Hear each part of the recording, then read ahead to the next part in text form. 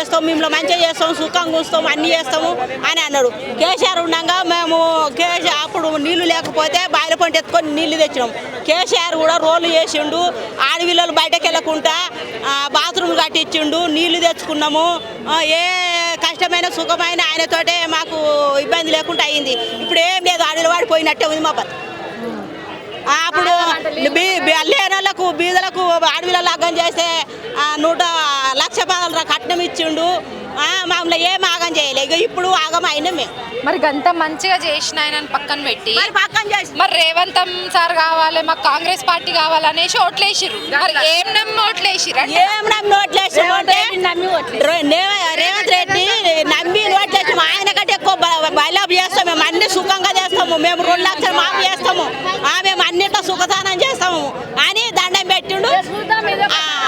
ఇదొకసారి చూద్దామని నమ్మినాం కానీ నమ్మించి పండుగ వస్తుండు మేడం. ఇప్పుడు మమ్మల్ని ఏం బతుకులేదు, మేము కూలి చేసుకొని బతకటోళ్ళం. మేము బీదలము, మేము ఉన్నోళ్ళం కాదు, లేనోళ్ళం ఉన్నాము, ఉన్నోళ్ళం ఉన్నాము. మమ్మల్ని ఇట్లా వస అనిపించుకోవద్దు కదా మరి. గట్లున్నాం మేము. అడవిలో వాళ్ళట్ట ఉన్నాము. మళ్ళీ సింహ చీకట్ల అడవిలో చెట్టు కన్నా దీము ఉంటుంది, కానీ మాకు దీము లేకుండానే అయింది. ఇప్పుడు కాంగ్రెస్ లీడర్లు వచ్చిర్రు అనుకో మీ దగ్గరికి, ఏం అడుగుతారు? మేము ఇట్లనే అడుగుతాం. మా బతుకు కోసానికి మాకేమైనా సౌకర్యం చేసిన వాళ్ళకు చేతి మొక్తామమ్మా. మాకు ఇక దోషం చేసిన వాళ్ళకు మా ఉసురు ముడుతుంది దానికి.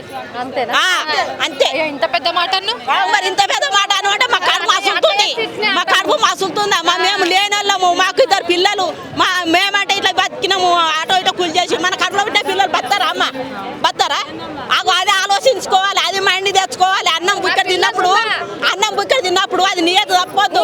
గిడ చెట్టు కిందకి వచ్చాం, బుక్కడ గిడ అమ్మ నువ్వు నీళ్ళు పోసినావమ్మా, కడుపు చల్లకుండా అని దీవించుకుంటూ పోతాం.